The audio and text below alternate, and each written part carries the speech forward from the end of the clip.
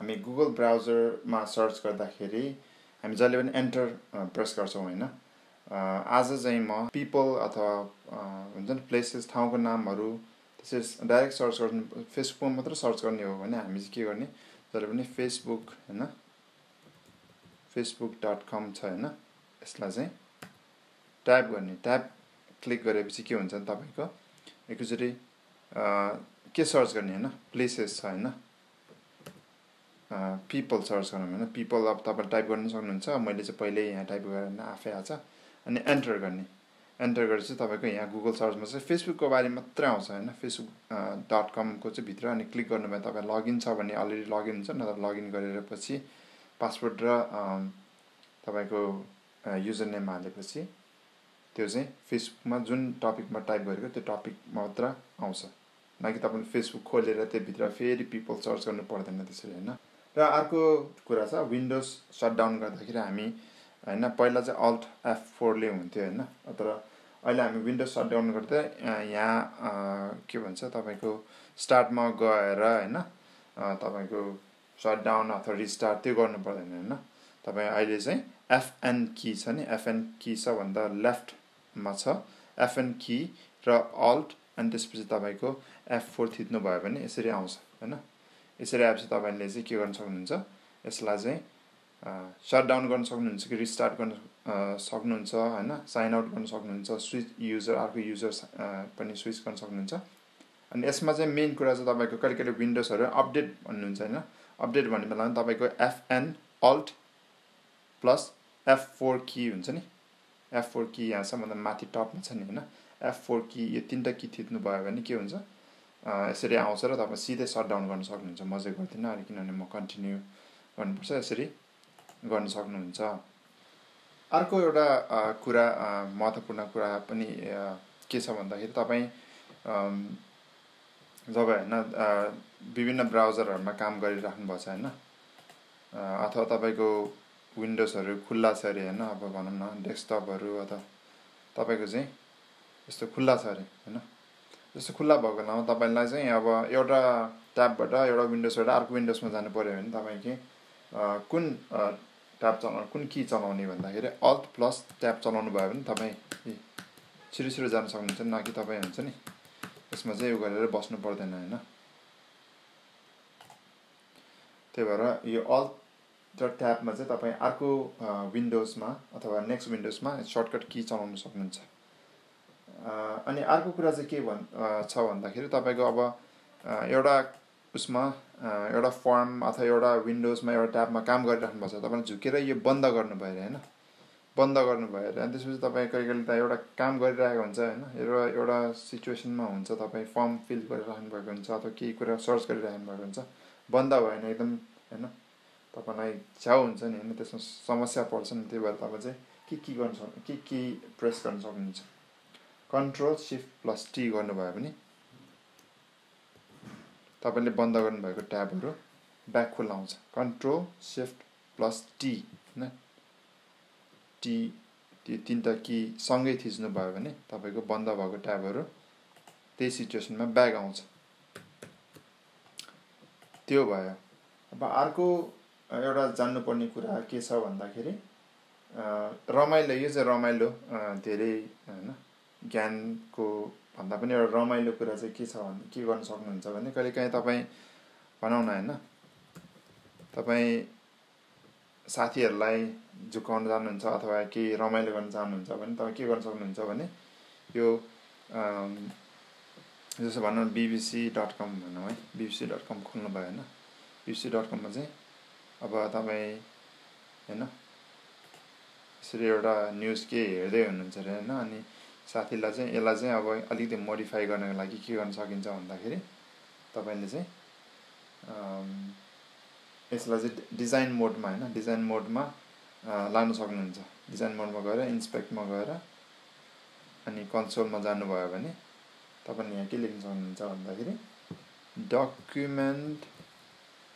Dot अनि design मोड हैन design मोड यही दिइरहेछ अन गर्नु भएर एन्टर गर्नुभयो भने अब यो चाहिँ डिजाइन मोडमा छ हैन यो डिजाइन मोडमा छ हैन तपाईले चाहिँ यहाँ गएर चाहिँ यस्तो गर्न सक्नुहुन्छ यसरी चाहिँ डिलिट गर्न सक्नुहुन्छ यहाँ जानुहुन्छ अनि यसरी चाहिँ डिलिट गर्न सक्नुहुन्छ अनि तपाईले चाहिँ तपाईको नाम अब श्याम अरे हैन Shyam is very active guy who हैन volunteers हुन्छ नि भनेर BBC न्यूजमा हैन यसरी आउँछ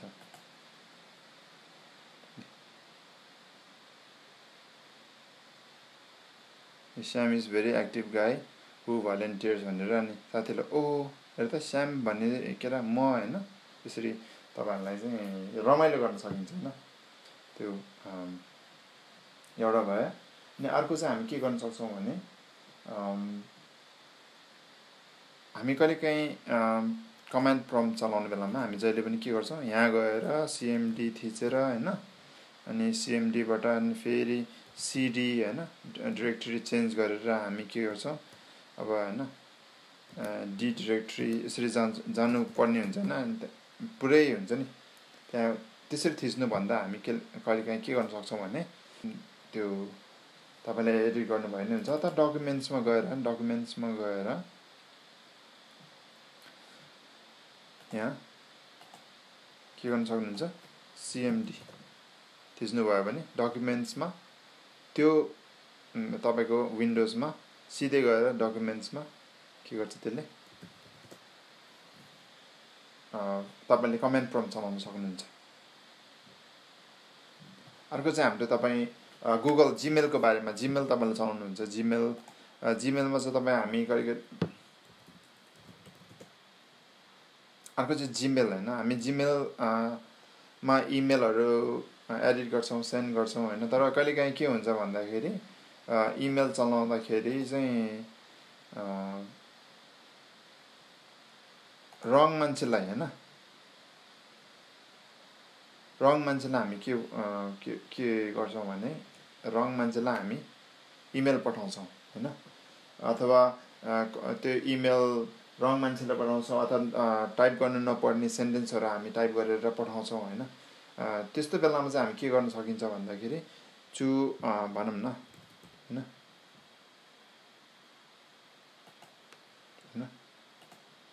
भनौं अथवा मेरो आफ्नै इमेल हाल्छु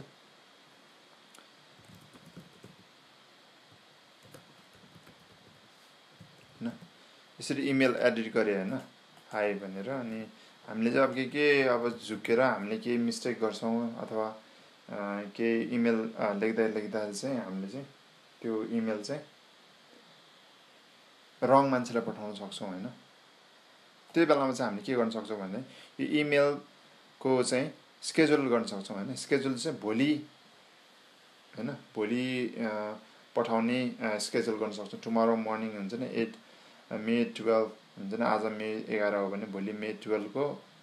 बिहानतिर पठाउनु यदि यो इमेल एकदम हतारमा छैन भने हैन त्यो इमेल त हामी क्यान्सल गर्न सक्छौं अथवा अन्डु गर्न सक्छौं पठाइसके पनि तपाईले गलत पठाउनु भएछ भने त्यसलाई अन्डु गर्न मिल्छ अथवा त्यसलाई नपठाउने गर्न मिल्छ हैन अर्को कुरा चाहिँ तुरुन्तै पठाउनु छ भने पनि तपाईले के गर्न सक्नुहुन्छ इमेल यहाँ गएर सेटिङमा गएर चाहिँ हैन सेटिङमा गएर तपाई यहाँ हेर्नुभयो भने इमेल हैन यहाँ कति सेकेन्ड देखाउँछ सेन्ड क्यान्सलेसन पिरियड अब तपाईले कहिले इमेल पठाउनु भयो एन्टर गरिहाल्नुहुन्छ पठाइहाल्नुहुन्छ हैन एन्टर गरेपछि पठाइहालेपछि के हुन्छ त तपाईको एकछिनमै हामीले रियलाइज गर्छ नि ओहो मैले त गलत पठाए म गलत मान्छेलाई पठाए मैले गलत सेन्टेन्स लेखेछु ला अब भन्ने तपाईको कुरा हुन्छ नि तर 30 सेकेन्ड सम्म तपाई सोच्ने टाइम अनि क्यान्सल गर्ने टाइम हुन्छ तपाईलाई म उदाहरणको लागि दिन्छु 30 सेकेन्ड राखेको छ हैन 30 सेकेन्डमा चाहिँ यहाँ 5 सेकेन्ड 10 सेकेन्ड 20 सेकेन्ड र 30 सेकेन्ड म चाहिँ 30 सेकेन्ड राखे अहिले 30 सेकेन्ड पनि धेरै हो तर हुन्छ नि 30 सेकेन्ड राखे 30 सेकेन्ड राखेर चाहिँ मैले हैन सेभ चेन्जेस गरे अब अलरेडी पहिले सेभ चेन्जेस थियो अनि म ब्याक चाहिँ इमेलमा जान्छु हैन टु यो भएन हाई भयो अनि मैले के पठाए रे हैन अनि सेन्ड गरे हैन सेन्ड गरेपछि यहाँ के मेसेज सेन्ड भन्ने छ हैन 30 सेकेन्ड हामीसँग बाँकी छ नि 1 2 3 30 सेकेन्ड त धेरै हो नि त ओहो मैले गलत पठाए भन्ने बित्तिकै तपाईले के गर्न सक्नुहुन्छ भन्दाखेरि अन्डु हैन अन्डु गरेर के गर्ने त्यो एडिट गर्न सक्नुहुन्छ एडिट गरेर अनि के हुन्छ डिलिट गरेर सेन्ड पठाउने अब अर्को जान्नै पर्ने कुरा चाहिँ के छ भन्दाखेरि तपाईको सधैँ के हुन्छ तपाईहरु धेरै कुराहरु चलाउनुहुन्छ जस्तै फेसबुक चलाउनुहुन्छ जीमेल चलाउनुहुन्छ त्यसपछि आफ्नो धेरै कुराहरु रिसर्चहरु गर्नुहुन्छ कहिलेकाहीँ के हुन्छ कम्प्युटर धेरै रिसर्च गर्दा क्याचहरु बस्ने गर्छ कम्प्युटरमा हैन त्यो क्याचहरु गर्दा तपाईले कहिलेकाहीँ राइट कुराहरु एन्टर गर्दा पनि कहिलेकाहीँ चाहिँ समस्याहरु आउने गर्दछ हैन त्यसो तपाई जस्तै अब यो माइक्रोसफ्ट एज अथवा इन्टरनेट एक्सप्लोरर पनि भनिन्छ होला अहिले माइक्रोसफ्ट एज भनेर भन्छ यो ब्राउजरलाई त्यहाँ चाहिँ गएर के गर्ने हिस्ट्रीमा गएर हैन म्यानेज हिस्ट्री जाने अनि तपाईको अब हिस्ट्रीमा के हेर्नु भएछ हैन हिस्ट्रीमा हेर्नु भएछ भने तपाईले के गर्न सक्नुहुन्छ यहाँ हिस्ट्रीमा गएर चाहिँ यसलाई चाहिँ यो कुराहरु रहेछ हैन मैले हेरेको छु हैन भनेपछि अब म चाहिँ गर्छु यो हिस्ट्रीहरु सब डिलिट गर्छु अब यसमा के छ के डिलिट गर्न चाहनुहुन्छ भने पासवर्ड चाहिँ तपाईले सकेसम्म चाहिन्छ भने पासवर्ड चाहिँ अनचेक गर्नु हैन पासवर्डहरु छ भने यसरी पासवर्ड सेभ गरेर राख्नुहुन्छ त्यहाँ ब्राउजर भन्ने के पनि टिक नगर्नुस् चेक नगर्नुस् यतिकै छोड्नुस् बाकी चाहिँ कुकीजहरु क्याचहरु सबै डाउनलोड हिस्ट्रीहरु सबै डाउनलोड यिनीहरु चाहिँ के गर्नुस् क्लियर गर्नु डिलिट हुन्छ चेक भएकोहरु डिलिट भएपछि के हुन्छ तपाईको चाहिँ त्यहाँ चाहिँ कम्प्युटर पनि फास्ट पनि हुन्छ साथै तपाईले के ब्राउज गर्नु भएको छ त्यो अरु व्यक्तिले यदि तपाई कम्प्युटर चलाउँछ भने सबै कुरा ट्र्याक गर्न सकिँदैन तर हुन त आईएसपीहरुले हेर्न सक्छन् तर तपाईको घर परिवारले तपाईले कहिलेकाहीँ के हुन्छ कम्प्युटर किन्ने भनेर कम्प्युटर पुरा ब्राउज गर्नु भनेर घर परिवारले कम्प्युटर किन्नु पर्यो हैन अहिलेलाई पैसा छैन भनेर गाली देला भन्ने हिसाबले तपाईले कम्प्युटर ब्राउज गर्नुपर्छ त्यसरी हिस्ट्री डिलिट गर्न सक्नुहुन्छ हैन त्यो भयो अनि अर्को कुरा चाहिँ के हुन्छ तपाई कहिलेकाहीँ इन्टरनेटमा भनौं न जस्तै फोटोहरु डेटाहरु चाहिँ डाउनलोड गर्न चाहनुहुन्छ र भनौं न अब अहिले कोभिड-19 को बेला भयो covid19 nepal.org चाहिँ यो हाम्रो चिरपरिचित व्यक्तिहरुले यो यसरी खोल्नु भएको छ यसमा चाहिँ म यो डाउनलोड गर्न चाहन्न डाउनलोड गरे भने के हुन्छ सबै त्यसको डिटेलहरु मेटा डेटाहरु सबै कम्प्युटरमा डाउनलोड हुन्छ कोही बेलामा अब यो त राम्रो साइट हो हैन मलाई लाग्छ तर अरु साइटहरु कोही डेन्जरस पनि हुन सक्छ तर तपाईलाई त्यो फोटोहरु डेटाहरु चाहिने भएको कारणले तपाईले के गर्नुहुन्छ त्योहरु म राखिराख्छु सेभ गरेर राख्छु भने तपाईले के गर्न सक्नुहुन्छ यसरी स्निपिङ टुल चलाउन सक्नुहुन्छ स्निपिङ टुल हाम्रो विन्डोजमा प्राय सबैमा हुन्छ नयाँहरुमा स्निपिङ टुलमा चाहिँ यस्तो गरेर काटेर तपाई यसरी सेभ गर्न सक्नुहुन्छ हैन सेभ गरेर एउटा ठाउँमा यहाँ सेभ गरेर राख्न सक्नुहुन्छ नामहरु दिएर जेपेग मा फर्मेटमा सेभ गरेर अथवा हुन्छ नि डकुमेन्टमा सेभ गरिदिनु यसरी सेभ गर्न सक्नुहुन्छ हैन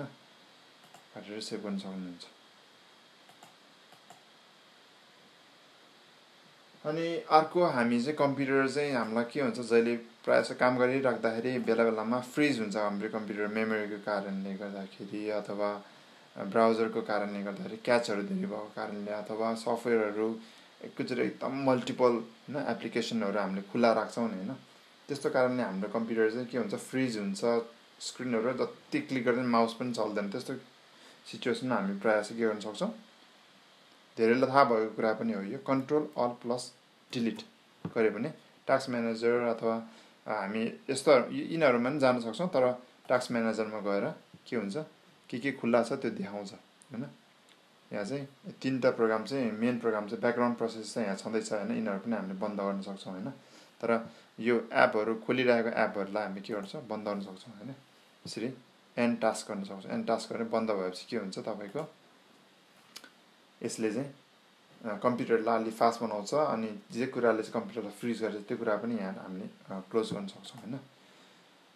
हुन्छ थ्यांक यू भेरी मच यो कुराहरु मलाई एकदम चाहिने कुराहरु भएको कारणले चाहिँ यसलाई चाहिँ हामीले याद गरिराख्यो भने कम्प्युटरमा काम गर्दाखेरि सहज हुन्छ दावास गिगलाई सब्स्क्राइब गर्दै गर्नु होला यसलाई शेयर गरिदिनु होला अनि लाइक हुन्छ भने कमेन्ट पनि गर्नुस् ताकि हामी तपाईहरुलाई चाहेको अनुसारको सल्युसनहरु ल्याउन सक्छौं चाहिने सल्युसनहरु धन्यवाद।